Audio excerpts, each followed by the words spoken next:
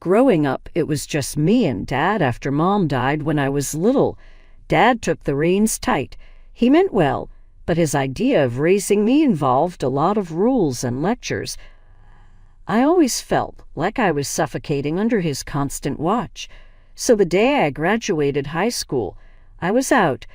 I headed straight to college on a full ride, thanks to my knack for numbers and hard work. College was my breath of fresh air. I was on my own, making my own rules. I studied accounting, worked hard, and landed a job at a firm as an assistant while still in school. By the time I graduated, they promoted me to a full accountant, handling major accounts like I was born for it. 2 years later, life threw me a curveball named Eric. I met Eric through friends at a gathering I usually avoided, but decided to crash that night. Eric was different, easygoing and full of laughter. He didn't come with that heavy vibe some guys had, trying to pin you down and map your whole life out. We hit it off, talking about everything from old-school hip-hop to our mutual disdain for overcooked pasta. It wasn't long before we started dating. He was a breath of fresh air, making me laugh and actually listening to what I had to say. It felt like a partnership, something I hadn't realized I was missing. Eric talked a lot about his dream of making music and even played the guitar for me one evening. Lounging at his place, Eric casually said, holding the guitar, "Carly, I think it's time you met my folks. They've been nagging me about meeting the girl who's got my attention." I froze a bit at that. "Meet your parents, huh? That sounds serious," he chuckled. "It's cool. They're chill, not like your old man, I promise." We went for dinner at his parents' house the following weekend. I was on edge, expecting the third degree, but it was nothing like that. His mom was sweet, and his dad was this laid-back guy who joked more than he talked. No interrogations, just good food and a lot of laughs. They seemed genuinely nice, not trying to pry or dictate anything. It was so different from the life I knew with Dad. They didn't even flinch when I talked about my job and how I liked living life on my terms. After a few months, things with Eric got serious, and before I knew it, he popped the question. We got married in a small ceremony with just us and a few close friends. I didn't invite Dad. I couldn't deal with his scrutiny. Not on that day. It was modest, perfect, and just what we wanted. No fuss, no drama. Driving back from the courthouse, Eric grabbed my hand and squeezed. "So, Mrs. Carly Phillips, how does it feel to be stuck with me?" I laughed, squeezing his hand back. "Not stuck, partner. It feels like we're in this together. Just keep it real with me, okay?" "Always," he promised, and that was enough for me. For the first time, I felt like I wasn't just escaping something, but actually running towards something great. The first few months of marriage were like living in a dream. Eric and I were a team, tackling everything from late-night work deadlines to weekend grocery runs. But as time passed, something shifted. It wasn't overnight, but the changes crept in slow and steady, like shadows at dusk. It started small. Eric began making comments about how often I was out with friends. One night, as I was getting ready to meet Jenny for dinner, he dropped onto the couch, his brow furrowed. "Another night out, Carly. You've seen Jenny more this week than you've seen me," Eric muttered, not looking at me. I paused, mascara wand in hand. "It's just dinner, Eric. We've both been busy, and it's been ages since we caught up." He sighed, running a hand through his hair. "Yeah, I get it. It's just, I miss us, you know. Maybe you could skip this one." I felt a tug in my chest. He looked genuinely upset. "Okay, sure.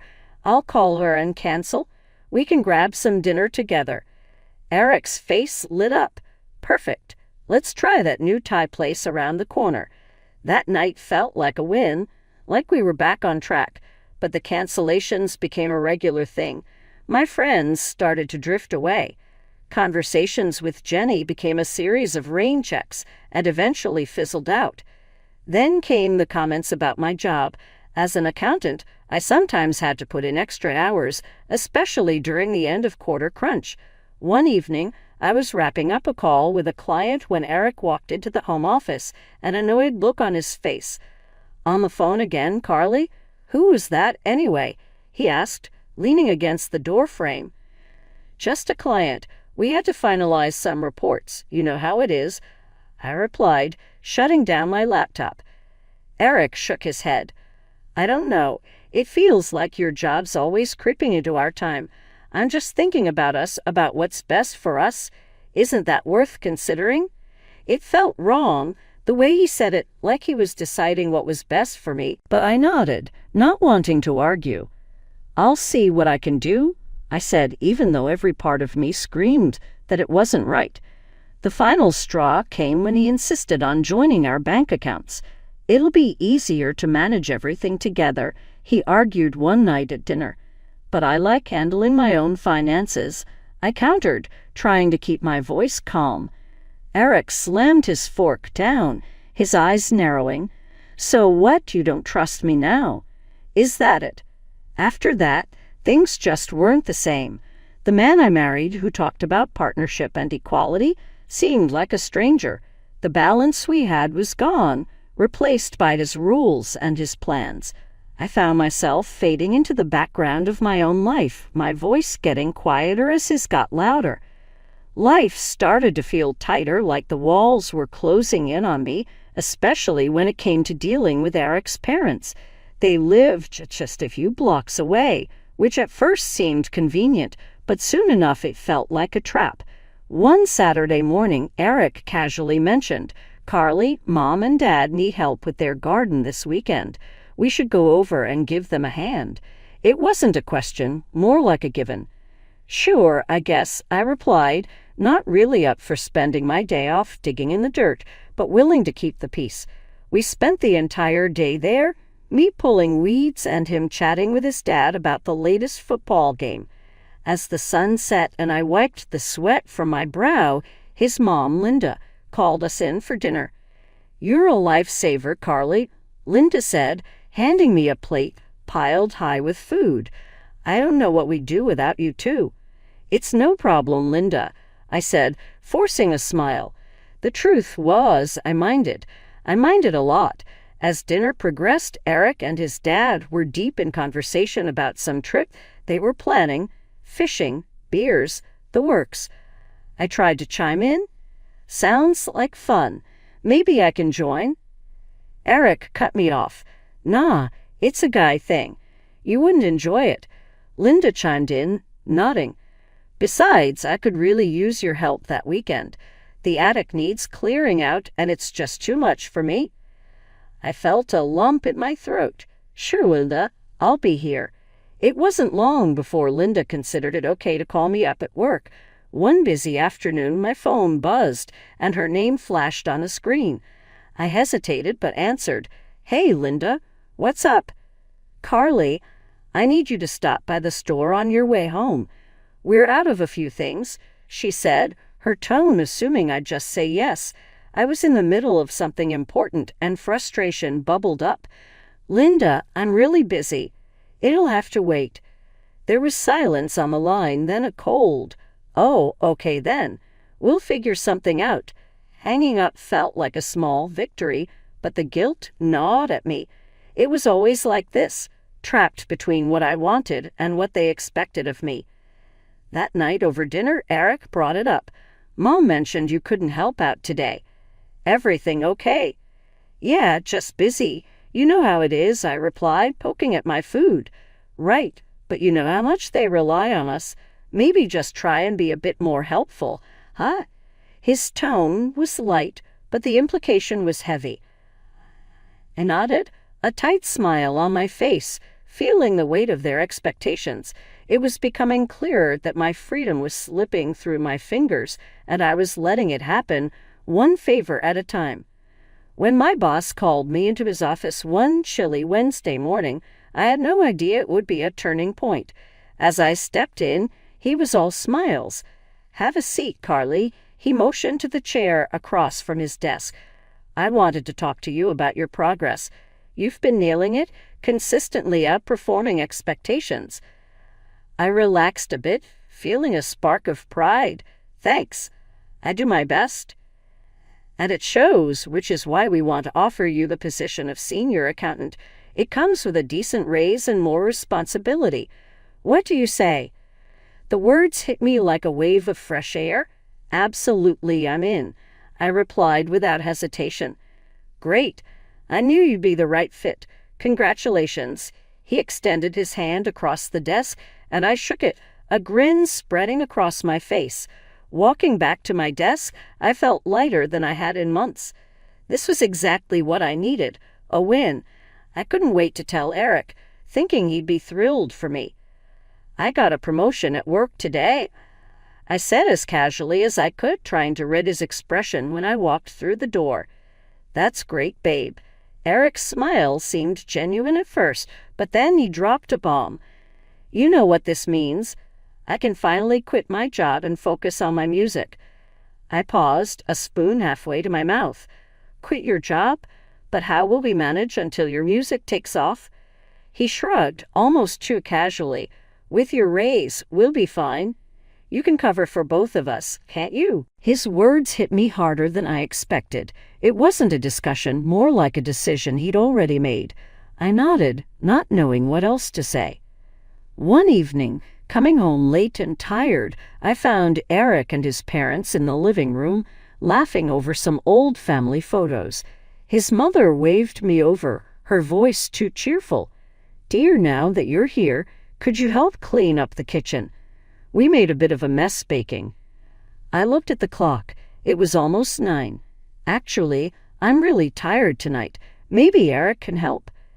Eric looked at me, then back to his parents, an awkward silence filling the room. His mother's face tightened. "Oh, I wouldn't dream of making him work now. He's been so busy today, and a wife helps her family." I bit back a sharper reply, nodding slowly. This wasn't the first time, and I knew it wouldn't be the last.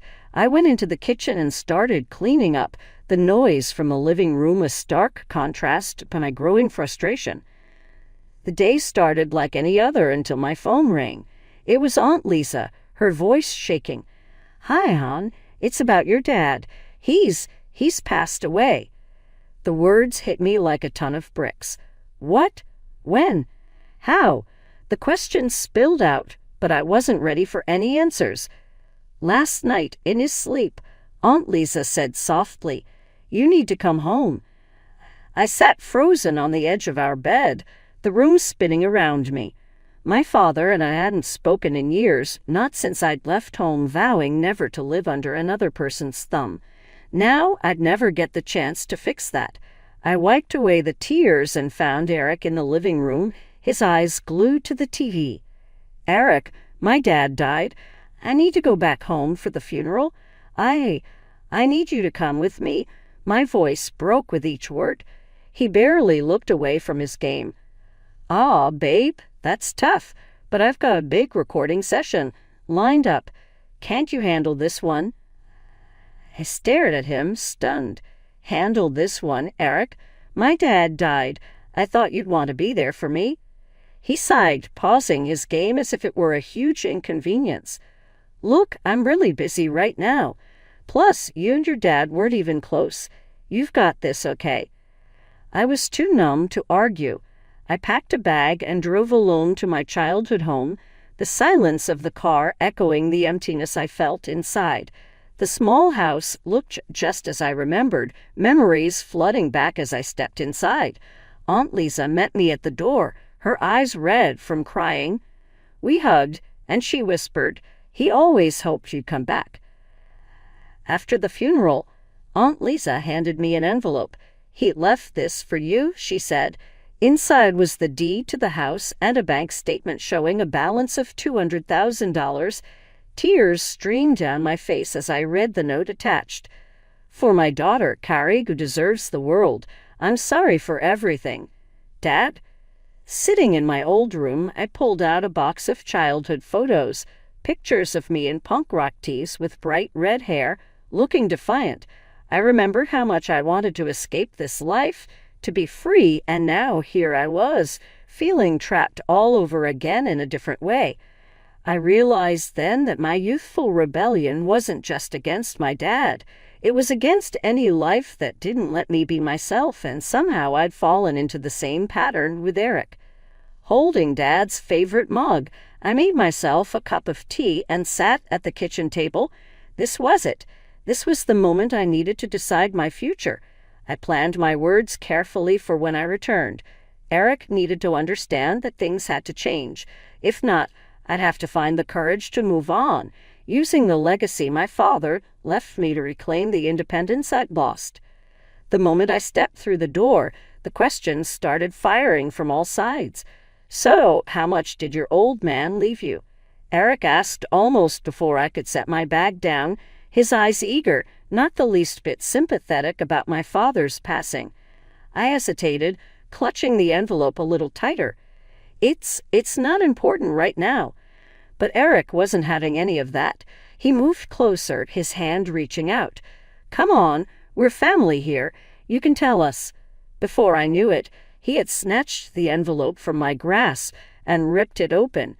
His eyes scanned the contents quickly, and a grin spread across his face. $200,000? Can you believe it?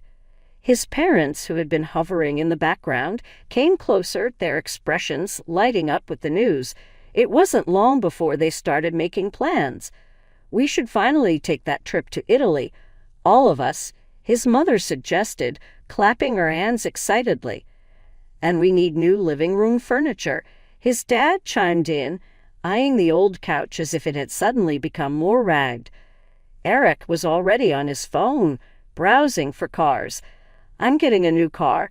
Been waiting too long for something like this." I stood there, watching as they planned to spend my inheritance, my father's final gift to me, as if I were just a bystander in their lives. It was surreal watching them argue over details, ignoring me completely. Finally, I couldn't take it anymore. "It's my money." I raised my voice louder than I had intended, my heart pounding in my chest. "It's not ours, it's mine, and I decide how to spend it." The room went quiet. Eric looked up from his phone, his expression darkening. "Your money? Really? Since when did you start thinking it's all about you? Without us, you'd have nothing." His words stung, but before I could reply, his mother grabbed me by the shoulders, her grip tight. "You're being very selfish, you know that. Maybe you need some time to think about how you treat this family." And with that, she shoved me towards the door. I stumbled, catching myself before I could fall, my mind reeling from the shock. "You need to learn your place," she hissed as she slammed the door behind me. Outside, the cool air hit my face, and for a moment, I just stood there, unable to move, unable to believe what had just happened. Then a laugh escaped my lips, growing louder and more confident. I wasn't sad or angry anymore. I felt completely and utterly free. As I walked away from the house, the weight of the years seemed to lift off my shoulders. I had money, my father's house, and a whole world to explore on my terms. They could keep their plans and their petty demands. I was done making myself small for others. That night, as I settled into the quiet of my father's house, sipping tea from his old mug, I made a list of all the things I wanted to do, places to see, and dreams to pursue. It was going to be my new start, my way. For the first couple of weeks, my new life was blissfully quiet. Then my phone started exploding with calls. At first, I ignored the constant buzzing. It was Eric, and I knew what he wanted. Eventually, his persistence wore me down, and I answered. "Carly, I can't access the accounts anymore. What the hell? Are you trying to starve us?" Eric barked the moment I picked up. Couldn't help but laugh. "No, Eric, I just decided it's time I managed my own money, since it is mine." His response was a string of expletives before I hung up, ending the conversation on my terms for once. That evening didn't stay quiet for long. Eric and his parents showed up at my doorstep, their faces twisted in anger. "You think you can just forget about us?" Eric shouted as soon as I opened the door. "Actually, yes, I can," I said calmly, a stack of papers in my hand. "Here are the divorce papers. You can sign them now." The shock on his face was almost comical. He hesitated for a moment, but then grabbed the pen with a greedy smile. "Fine, I'll sign, but remember, I'm entitled to half of everything. That's $100,000 from your inheritance." His mother, who'd been muttering under her breath, piped up, "We should have had all of it, but half is better than none." I couldn't hold back a smirk. "Actually, you might want to check the law again. Inheritance isn't divided in a divorce here. You get nothing." The color drained from their faces. Eric's voice was a mix of panic and fury. "What are you talking about? We've already spent that money. We thought we'd have it by now." His dad, always wanting to chime in, added, "We're on the hook for loans we took out for the vacation." "That's not my problem," I said, stepping back from the doorway. "You need to leave now or I'll call the police." Their threats and protests turned to desperate pleas as they realized I wasn't going to back down. But I was done being manipulated, done being used. Later, I brewed some coffee and sat on the porch, the morning air crisp and cool. It was here, in this quiet moment, that I truly felt the weight of my decisions lifting off my shoulders. I was free, finally free to make my own choices without anyone second-guessing or overriding me. As I sipped my coffee, my neighbor, Mrs. Dalton, walked by with her dog. She waved, a friendly smile on her face. "Good morning, Carrie. Saw you moving back in. Everything all right?" I smiled back, nodding. "Morning, Mrs. Dalton. Yes, everything's more than all right. Just needed a change, you know." She chuckled, patting her dog's head. "Change is good, dear. Keeps life interesting. If you need anything, just holler." "Thank you. I appreciate that." I woke up early that morning, the first rays of sunlight streaming through the window, painting streaks of gold across the floor. It had been months since I moved back into my father's house, months since I had taken control of my life. As I made my coffee, I thought about the day ahead. I had recently been promoted to deputy director at the firm. It was a big step up, the kind that came with new challenges and more responsibilities, but I was ready for it, more than ever. My phone buzzed, breaking the tranquility of the morning. It was Eric again. Despite everything, he was persistent, always trying to weasel his way back into my life. "Hey, Carly," his voice crackled through the speaker, laced with a faint warmth I knew all too well. "I'm busy, Eric. What do you want?" "I just wanted to talk. See how you're doing," he replied, trying to sound casual. "I'm doing great, better than ever, actually," I said firmly, wanting to make it clear that his absence was a large part of my happiness. That's good. Listen, I was thinking maybe we could meet up, catch up properly." I sighed, the annoyance clear in my breath. "Eric, there's nothing left to say. You need to move on, just like I have." There was a pause on the line, a moment of silence as he processed my words. I really am sorry for everything. I've changed. People don't change that quickly, Eric, and I've moved on. Goodbye." I hung up without waiting for a reply, feeling a surge of control. Since the divorce, Eric and his parents had spiraled downward. They sold their house to cover debts, but it wasn't enough. Now they lived crammed in a small rented apartment, chased by creditors they couldn't evade.